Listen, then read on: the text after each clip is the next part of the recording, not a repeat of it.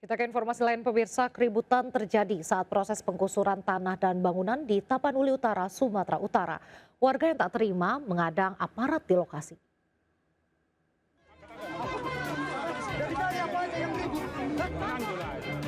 Aksi saling dorong ini terjadi saat puluhan warga Tano Ponggol menolak penggusuran yang dilakukan aparat gabungan.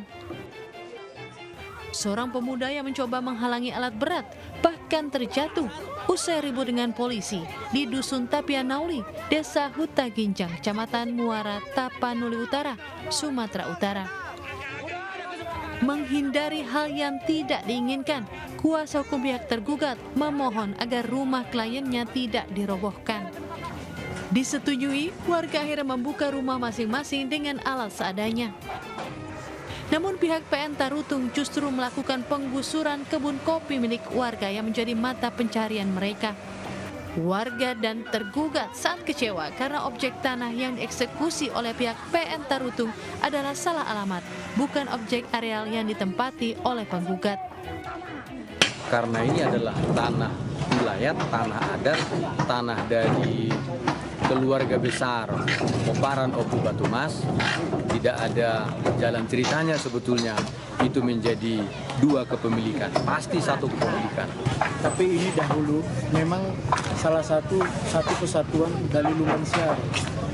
Namun pemetaan dan terjadi pemecahan, makanya ada dua perbedaan desa gitu. Itu awal. Sedangkan di sini kita dari pengadilan itu akan melaksanakan eksekusi nomor 4 eksekusi 2022 PN Tarutung berdasarkan putusan PN dan putusan pengadilan tinggi. Selanjutnya, upaya hukum akan ditempuh tergugat kepada penggugat. Dari Kabupaten Tapanuli Utara, Aris Fernando Manalu melaporkan. Pemirsa, belum sepekan cek kesehatan gratis resmi dibuka, lebih dari 33.000 orang telah mendaftar. 17.000 diantaranya bahkan telah melakukan medical check-up gratis. Lalu bagaimana mekanisme pasien yang terdeteksi mengidap penyakit kronis dan apa tanggapan warga terkait dengan kado ulang tahun cek kesehatan gratis dari pemerintah? Informasi selengkapnya kami sajikan dalam laporan khas Vloganza bersama Hadisti.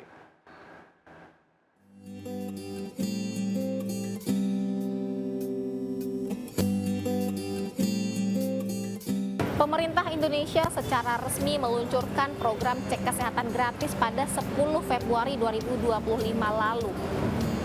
Kementerian Kesehatan mencatat sebanyak 33.500 warga yang sudah mendaftar pada program cek kesehatan gratis ini.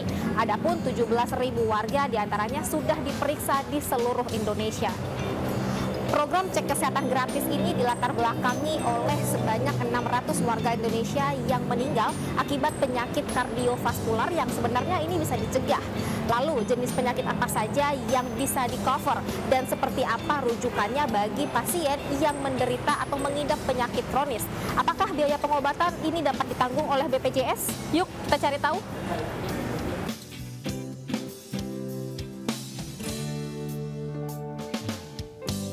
Nah, saat ini saya berada di Puskesmas Jatinegara, Jakarta Timur. Seperti yang kita ketahui, untuk mendapatkan layanan cek kesehatan gratis ini, terlebih dahulu kita harus registrasi. Nah, bagi Anda yang lansia, khususnya yang tidak perlu bingung, karena di Puskesmas ini sudah disediakan petugas yang siap untuk membantu proses registrasi untuk pendaftaran mengikuti layanan cek kesehatan gratis ini.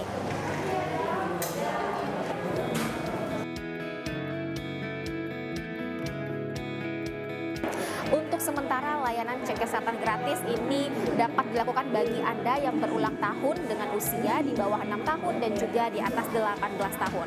Untuk mengetahui lebih lanjut seperti apa sih layanan cek kesehatan gratis ini, saya sudah bersama dengan Dr. Adit selaku Kepala Puskesmas Jatinegara, Jakarta Timur. Nah dok, ini seperti apa sih dok? Apa aja sih yang diperiksa bagi pasien yang mengikuti program cek kesehatan gratis ini? Baik, yang diperiksa tentunya akan berdasarkan atau sesuai dengan umurnya. Jadi kelompok usia mereka, apakah mereka balita, bayi, balita, remaja, dewasa, sampai lansia. Nah, screeningnya macam-macam, nanti tergantung dari klaster mana usia mereka masuk. Itu sudah ada screeningnya masing-masing. Nanti akan berlanjut terus seperti rantai gitu. Setelah ini Ya, kalau iya seperti apa, kalau tidak seperti apa, dan seterusnya. Tentunya kalau kita menemukan adanya suatu penyakit kronis pada pasien, ya kita akan lihat apakah bisa ditangani di puskesmas atau tidak. Tentunya akan kita konsulkan terlebih dahulu ke dokter spesialis di rumah sakit atau RSUD terdekat ya, dari kita. Nanti kalau sudah mereka bisa menggunakan fasilitas BPJS-nya atau PRB-nya, bisa kontrol kembali ke puskesmas secara rutin juga bisa. Untuk cek kesehatan gratis ini berlaku untuk semua, baik memiliki BPJS atau tidak. Yang penting ulang tahun. Karena judulnya masih cek kesehatan gratis ulang tahun. Dan ini berlaku di mana aja. Jadi misalnya warga Jatinegara mau periksa di mana aja silakan. Atau warga dari tempat lain mau periksa Jatinegara juga silakan. Jadi tidak terbatas harus kalau ada KTP-nya sana harus di sana, KTP di sini harus tidak, bebas. Program ini bagus ya, memudahkan dan gampang lah. Pertama dicek mata, gigi, tensi, terus diambil darah, sama cek rekam jantung. Itu aja sih. Selain meningkatkan kualitas kesehatan warga, melakukan deteksi dini dalam program cek kesehatan gratis ini diharapkan agar masyarakat dapat menerima perawatan lebih cepat sehingga mengurangi resiko komplikasi yang menyebabkan kematian dan juga beban kesehatan secara nasional. Tetap sehat dan semangat untuk menjaga, mengecek kesehatan Anda. Saya Hadisti Arifa dan juru kamera Sutrisno, sampai jumpa. Pemirsa, ratusan perangkat desa di Purbalingga, Jawa Tengah menggelar aksi demo menuntut kejelasan masa pensiun. Aksi mereka diwarnai pencopotan seragam dan atribut perangkat desa.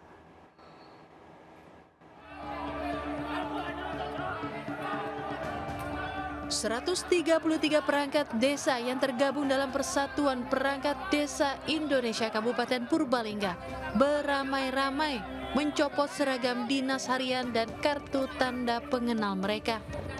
Aksi ini sebagai bentuk protes dan kekecewaan kepada pemerintah daerah. Mereka menuntut dan mempertanyakan masa pensiun yang tak kunjung jelas. Sesuai Undang-Undang Nomor 5 Tahun 1979, seharusnya mereka pensiun pada usia 65 tahun. Namun pemerintah Kabupaten Purbalingga hingga kini belum memfasilitasi batas usia pensiun mereka.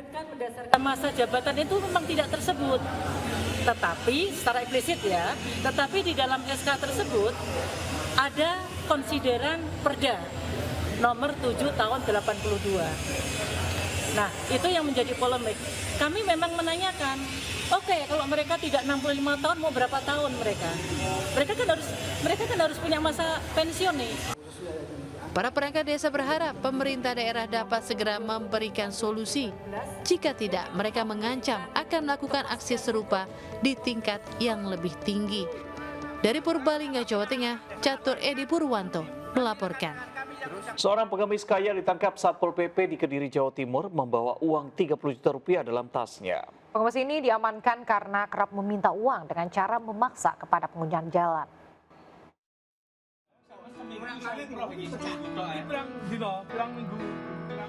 Pengemis ini seketika viral. Ia kedapatan membawa uang puluhan juta rupiah dalam tasnya.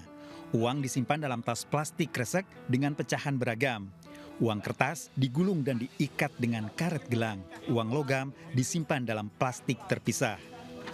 Pengemis berinisial AR diamankan petugas Satpol PP Kota Kediri, Jawa Timur lantaran membuat warga resah. Ia kerap meminta uang dengan cara memaksa. Pelaku kemudian ditangkap di Simpang 4 Jalan Kawi, Kota Kediri. Dari laporan warga, pelaku bahkan kerap memaksa pengguna jalan dengan cara menggedor mobil dan mencolek pengendara sepeda motor.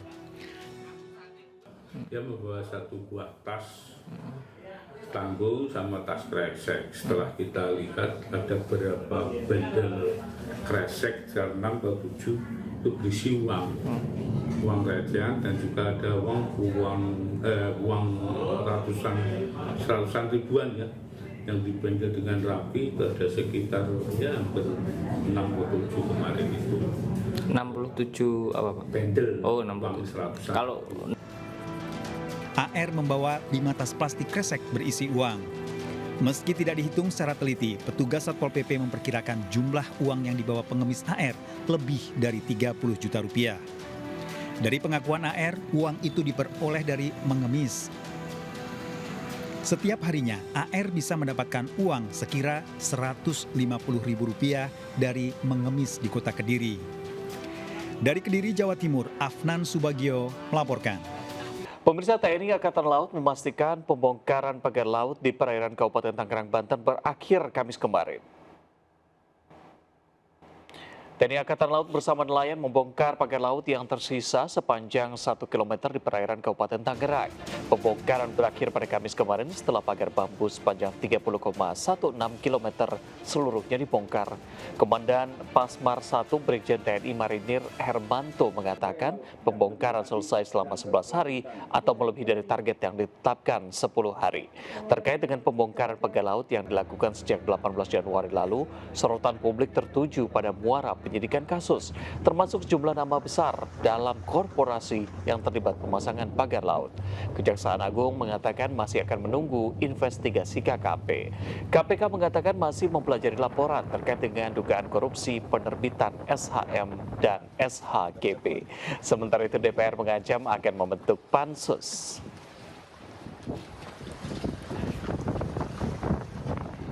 Presiden Prabowo Subianto menyinggung soal pemangkasan anggaran saat menjadi pembicara secara virtual di World Government Summit 2025. Efisiensi anggaran pemerintah mencapai 20 miliar US dollar setara dengan 327 triliun rupiah. Prabowo juga menyebut rencana peluncuran Badan Pengelola investasi baru Danantara yang akan berinvestasi ke proyek-proyek berdampak tinggi di berbagai sektor. Danantara diyakini dapat berkontribusi pada pencapaian target pertumbuhan ekonomi Indonesia 8%. Management of state funds, we have saved more than 20 billion US dollars, equivalent to about 10% of our annual budget. These savings that were allocated to projects and programs without a clear strategy will now be used to finance more than 20 multi-billion-dollar strategic projects that will transform the country, along with initiatives to increase protein production, support aquaculture, and develop clean and renewable energy projects, leveraging our rich mineral and renewable resources. Menteri Hak Asasi Manusia Natalius Pigai menegaskan kementeriannya paling siap dan patuh mengikuti perintah Presiden melakukan pengetatan atau efisiensi anggaran. Bahkan ditegaskannya tidak ada satupun lampu padam akibat pengetatan anggaran. Dalam rapat kerja dengan Komisi 13 DPR RI, Natalius Pigai menyebut pemangkasan anggaran di kementeriannya mencapai 60,5 miliar rupiah atau setara 34% dari pagu anggaran yang diajukan sebesar 174,3 miliar rupiah.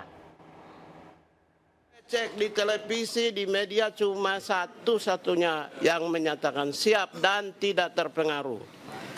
Dan itu saya buktikan, kantor hari ini di Kementerian Hak Asasi Manusia berjalan normal. Satu lampu pun tidak padam. Apalagi kerja dari rumah, matikan listrik. Kita baru dialog dan diskusi, orang sudah ketakutan. Saya meyakini Presiden adalah kapten kapal yang mengarungi samudra bergelombang. Percaya saja kapten kapalnya, dia akan berlabuh mengantarkan rakyatnya di tepian samudra. Pemirsa, seorang jurnalis yang dirumahkan imbas dari pemangkasan anggaran pemerintah masih mengalami syok akibat keputusan yang dinilai mendadak. Untuk memenuhi kebutuhan hidup, jurnalis yang tinggal di wilayah Gunung Kidul, Yogyakarta, kini memutuskan untuk fokus perjualan makanan. Dilereni kerja saka TVRI, mergo anggarane diblirit. Doa Bapakmu Salib. Inilah video yang viral di sosial media pasca diberlakukannya efisiensi anggaran yang ditetapkan pemerintah. Dalam video, jurnalis asal Yogyakarta ini berpamitan kepada keluarga tercintanya di hari terakhirnya ia bekerja. Ya, Yusuf Aditya Putratama tak pernah menyangka jika efisiensi anggaran yang diterapkan pemerintah justru berimbas kepadanya. Kontributor TVRI wilayah Kabupaten Gunung Kidul, Yogyakarta ini terpaksa dirumahkan sejak 6 Februari lalu. Meski sempat syok, namun dirinya yakin ada hikmah di balik setiap kejadian. Pasca dirumahkan, Aditya bersama istri memilih fokus untuk menekuni usaha kuliner yang dirintisnya sejak setahun lalu. Dan juga fokus menjadi seorang konten kreator. 1 tahun yang lalu itu saya dan istri saya ngerintis warung sego pecel Mas di belakang rumah. Nah, waktu mendapat informasi itu ya langsung saya berpikir positif saja bahwa mungkin ini rencana Tuhan untuk saya fokus jualan sego pecel dan mengelola beberapa konten sosial media personal saya, Mas. Rapat dengar pendapat DPR RI dengan TVRI dan RRI yang memastikan jika tak ada pemecatan karyawan berkat relaksasi anggaran pemerintah menjadi angin segar baginya. Namun Aditya masih menunggu keputusan resmi apakah ia bisa kembali bekerja menjadi jurnalis seperti sebelumnya.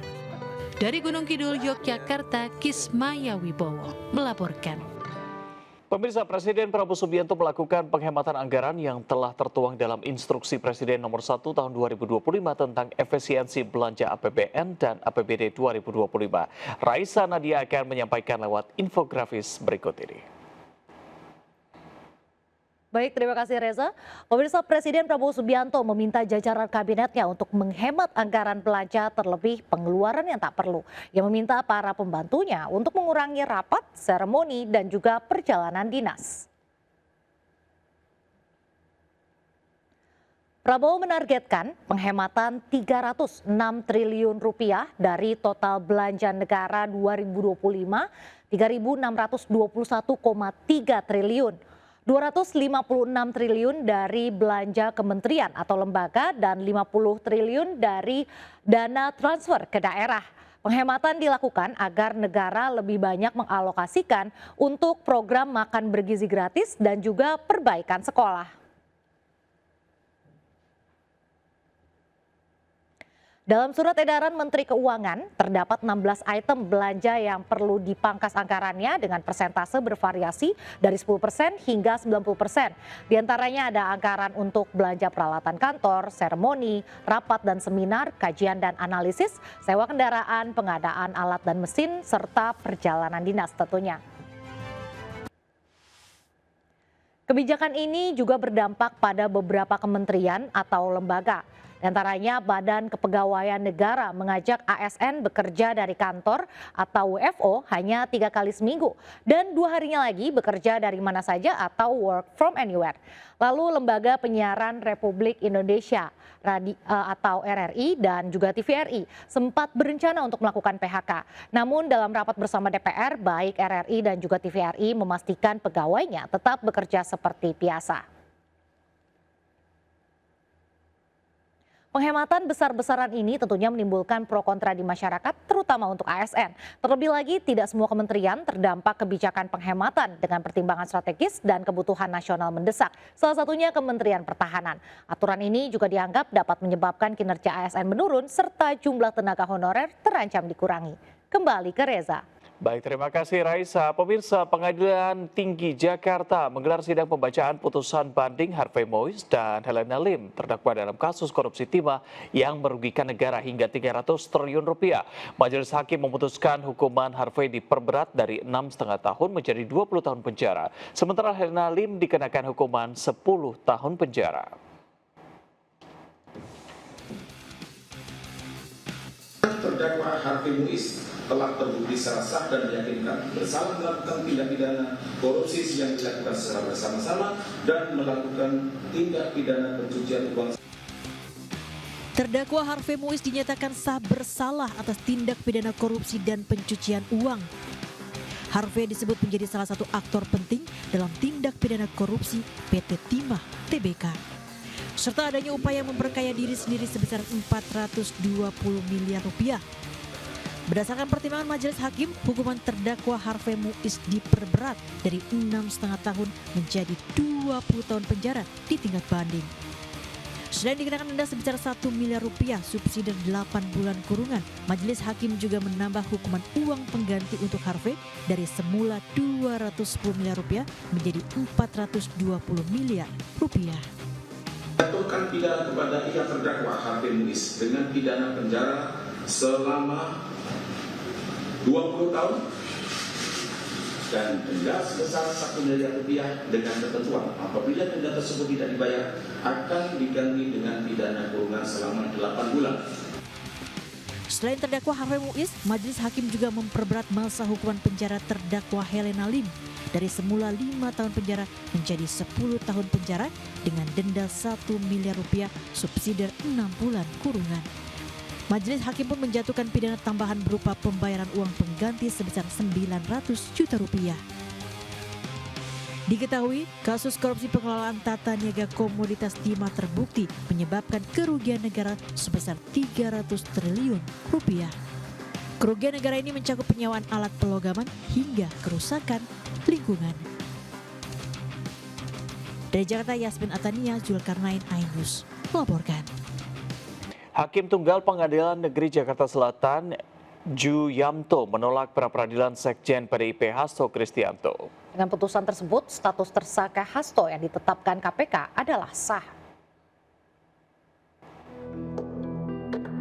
Pertimbangkan dan diberi penilaian hukum lagi, sehingga dengan demikian hakim berpendapat bahwa permohonan pra-peradilan dari pemohon adalah dinyatakan tidak dapat diterima.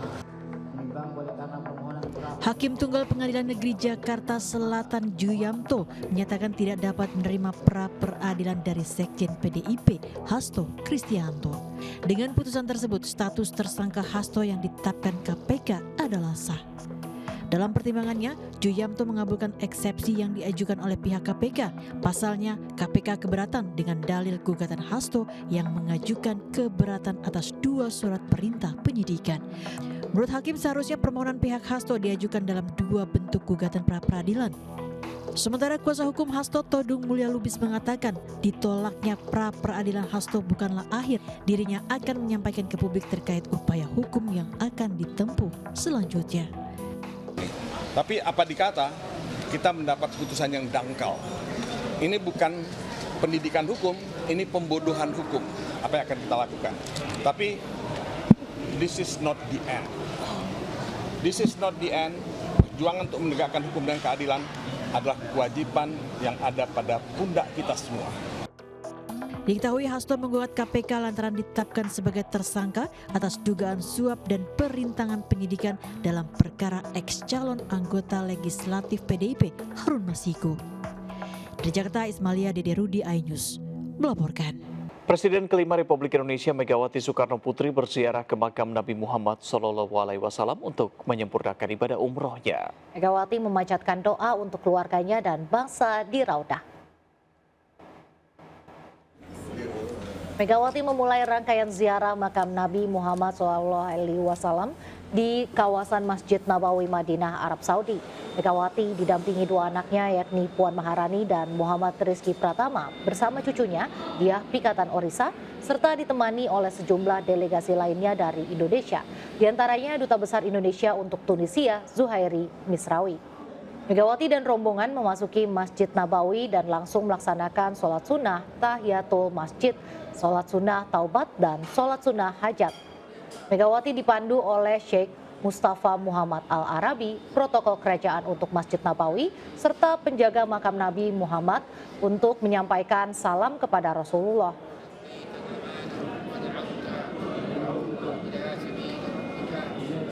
Pameran otomotif terbesar Indonesia International Motor Show IIMS 2025 resmi dibuka di G-Expo Kemayoran, Jakarta. IIMS dibuka oleh Menteri Perindustrian Agus Gumiwang Kartasasmita mendukung industri otomotif yang memiliki peran penting untuk perekonomian Indonesia.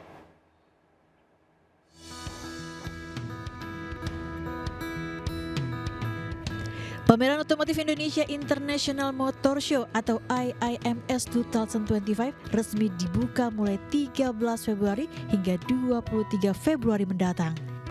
Berlangsung di G-Expo Kemayoran, Jakarta ini diharapkan bisa mendongkrak penjualan kendaraan. Terlebih pemerintah memberikan perhatian khusus kepada industri otomotif termasuk pameran IIMS. Pemerintah sudah menyiapkan kebijakan ya agar supaya pertumbuhan manufaktur otomotif tidak sliding dan bahkan bisa rebound dengan menyiapkan beberapa kebijakan ekonomi ya, yang salah satunya mengarah kepada otomotif nasional.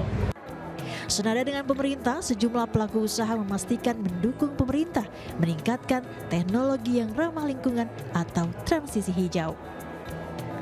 Dalam pameran IIMS diperkenalkan berbagai kendaraan ramah lingkungan dengan pendekatan multi-pathway.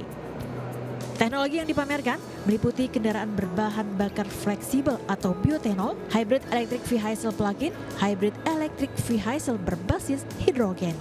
Bagaimana mendukung target pemerintah untuk menurunkan emisi pada tahun 2030. Nah, konsep yang kita kedepankan adalah no one left behind, jadi nggak boleh ada tertinggal. Kemudian juga multi pathway, artinya semua cara kita pakai untuk menurunkan emisi. Kendaraan ramah lingkungan menuju ekosistem hijau dan zero karbon berguna bagi warga negara Indonesia dan dunia. Dari Jakarta, Salam dan Ade Firmansyah, iNews melaporkan. Festival Cap Gomeh di kota Singkawang, Kalimantan Barat berlangsung sangat meriah. Festival Cap Gomeh terbesar di Indonesia tersebut menyuguhkan beragam pertunjukan unik dan khas yang menyedot perhatian ratusan ribu pengunjung.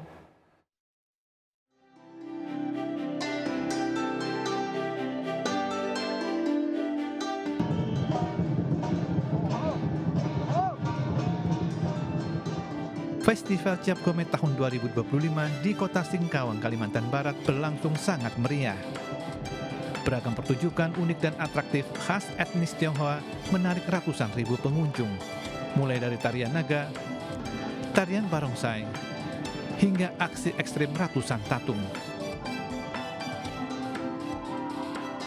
Festival Cap Gomeh di Singkawang merupakan yang terbesar di Indonesia. Turut hadir dalam perayaan Cap Gomeh tahun ini Wakil Presiden Gibran Rakabuming Raka serta sejumlah wakil menteri Kabinet Merah Putih. Kemudian yang datang ya sudah ratusan ribu yang hadir di sini. Untuk hotel sudah penuh. Ya untuk penerbang khusus Singkawang aja kita satu hari itu penerbangnya 2 kali. Pun banyak yang tidak mendapatkan tiket. Jadi berharap ke depannya itu dari Menteri Perhubungan bagaimana penerbangan reguler kemudian penambahan pesawat untuk Singkawang. Sesuai namanya Capgo yang berarti 15 dan Meh yang berarti malam, maka Cap Gomeh merupakan tradisi dan ritual yang dirayakan pada hari terakhir perayaan Imlek, yakni pada hari ke-15. Tradisi ini sebagai bentuk ungkapan rasa syukur kepada Tuhan atas limpahan rezeki dan berkah. Dari Singkawang, Kalimantan Barat, Rizky Kurnia melaporkan. Pemirsa, 15 jam tangan impor hilang di Bandara Soekarno-Hatta, Tangerang, Banten. Ya, ternyata pelakunya karyawan gudang ekspedisi dan sudah berulang kali beraksi.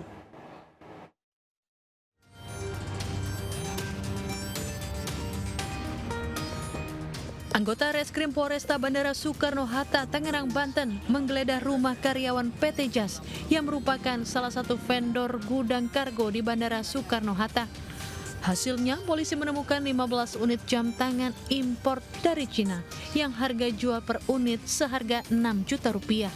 Menurut polisi, pelaku merupakan bagian dari sindikat pencurian di Bandara Soekarno-Hatta. Modus 2 karyawan kargo PT JAS dengan beraksi saat mendapatkan shift malam.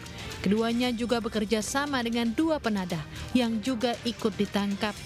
Dari pengakuan tersangka, pencurian barang di gudang kargo dilakukan sebanyak 3 kali sejak tahun 2019. Berdasarkan keterangan dari yang bersangkutan, 2019 tersebut mereka berhasil mengambil kurang lebih 80 unit handphone, ya.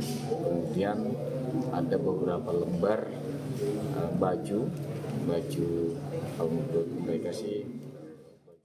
Pemirsa, PT MNC Life Assurance resmi menjalin kerjasama dengan Dayan Wellness Hub, laboratorium yang memanfaatkan inovasi teknologi untuk tes kesehatan. Melalui kolaborasi tersebut, seluruh pasien Dayan Wellness Hub mendapatkan perlindungan asuransi kecelakaan diri yang akan memberikan rasa aman dan nyaman selama menjalani pemeriksaan.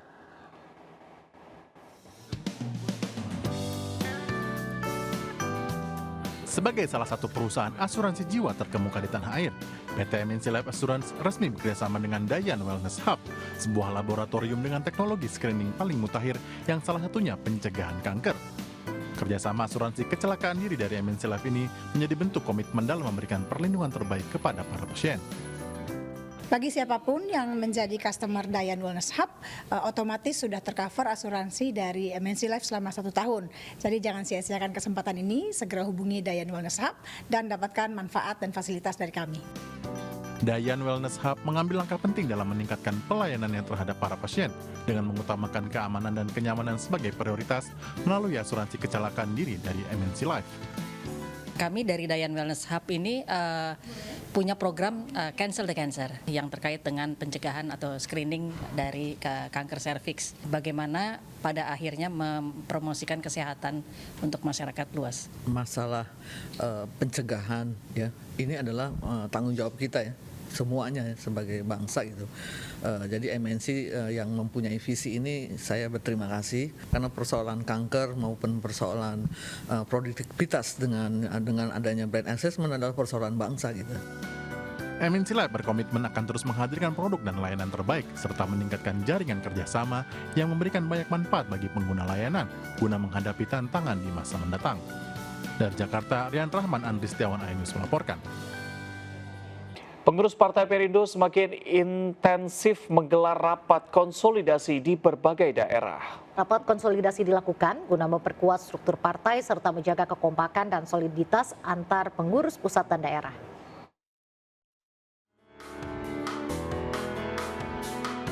PLT Sekjen Partai Perindo, Andi Muhammad Yuslim Patawari, menggelar rapat konsolidasi dengan jajaran pengurus DPW Partai Perindo Jawa Timur dan DPD Partai Perindo Surabaya. Rapat konsolidasi membahas penguatan struktur Partai Perindo guna menghadapi berbagai tantangan politik di masa depan demi meraih target kemenangan di pemilu 2029 mendatang. Atas arahan Ketua Umum Mbak Angela Tani Sudibyo, kita harus melakukan konsolidasi terstruktur DPP, DPW sampai ke DPD. Maka kami akan sering-sering ke lapangan untuk berinteraksi dengan pengurus dan tentunya dengan masyarakat. Tentunya kita mantapkan, kita kuatkan semua lini organisasi untuk bisa berjalan. Karena tahapan nanti pertama tentunya adanya verifikasi faktual dan administrasi. Jadi ini perlu kita jalankan, kita kuatkan terkait dengan penguatan struktur.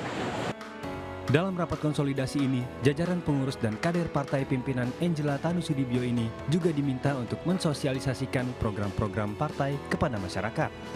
Kalau dari DPD Kota Surabaya sendiri lebih berkomitmen untuk lebih ada dan mendengar masyarakat Kota Surabaya, yang mana saat ini kami juga akan menargetkan suara-suara masyarakat yang cenderung berada di usia milenial dan juga Gen Z.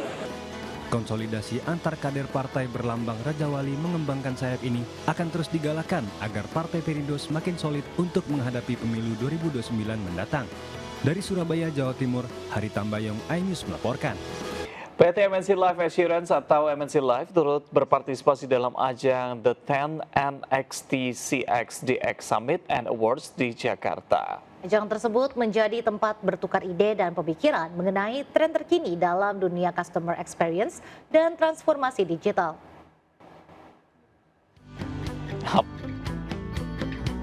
Managing Director Insurance Business Group dan Presiden Director MNC Life, Risha Dilianti, menjadi pembicara dalam acara The 10 NXT CX DX Summit and Awards yang digelar di Hotel Kempinski, Jakarta. Acara yang mempertemukan lebih dari 500 profesional dalam bidang customer experience dan digital transformation ini menjadi tempat bertukar ide dan pemikiran mengenai tren terkini dalam dunia customer experience dan transformasi digital.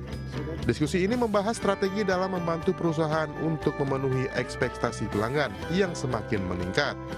Perubahan yang terjadi mulai dari pandemik itu mengubah gaya hidup kita, merubah kebiasaan-kebiasaan kita menjadi lebih digital. Nah, hal ini kita membahas tentang perubahan-perubahan yang terjadi dan bagaimana para penyedia produk dan services, terutama perusahaan asuransi seperti kami, bisa keep up atau bisa menyesuaikan diri dengan perubahan yang terjadi. And today we had MNC Life, one of the leading insurance brands from Indonesia, who had participated in this event, and the event was represented by Mrs. Rise Delianti, and of course her inputs on this particular topic, which was shared by the other panelists, was amazingly fantastic, and it was very informative. Forum ini juga membahas peran teknologi dalam menghadapi tantangan perubahan kebutuhan pelanggan yang semakin cepat dan dinamis. And there are a lot of companies out in Indonesia who are planning to implement the latest technological advancements within their organizations so that they can improvise customer experience and digital transformation in their companies. Di tengah ketidakpastian ekonomi yang semakin kompleks, dunia asuransi dituntut untuk dapat menghadapi ekspektasi pelanggan yang terus berubah, serta tantangan dalam mengelola kebutuhan pelanggan yang sesuai dengan perkembangan zaman. Dari Jakarta, Rizky Ihwal, iNews melaporkan.